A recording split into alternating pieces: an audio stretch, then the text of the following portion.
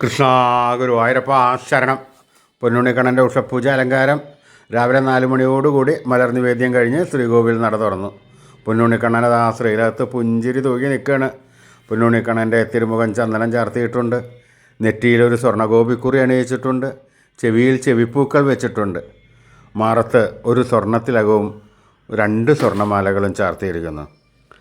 പൊന്നിൻ കിങ്ങിണി കെട്ടി പട്ടുകോണകമെടുത്ത് ഒരു വെളുത്ത പട്ട് ഞൊറിഞ്ഞുകൊടുത്തിട്ടുണ്ട്. കയ്യിൽ ഓടക്കുഴലുമുണ്ട്. സ്വർണ്ണ കിരീടം ചാർത്തി. കിരീടത്തിന്മേൽ 3 തിരുമുടിമാലകളും 2 വലിയ വനമാലകളും ചാർത്തിയിരിക്കുന്നു. അങ്ങനെ ആ സുന്ദരനായി നിൽക്കുന്ന ആ പൊന്നുണ്ണിക്കണ്ണനെയാണ് നട തുറന്ന സമയത്ത് എല്ലാ ഭക്തന്മാരും കണ്ടത്. ഭക്തന്മാരെല്ലാവരും കണ്ണൻ്റെ അടുത്തേക്ക് ഓടിപ്പോയി ആ സോപാനപ്പടിയിൽ നിന്ന് കണ്ണനെ കൺകുളിർക്ക കണ്ട് ആ കണ്ണൻ്റെ തൃക്കാൽക്കൽ വീണ് നമസ്കരിക്കണോ, പ്രാർത്ഥിക്കണോ. കണ്ണൻ അവരെ എല്ലാവരെയും അനുഗ്രഹിക്കണു.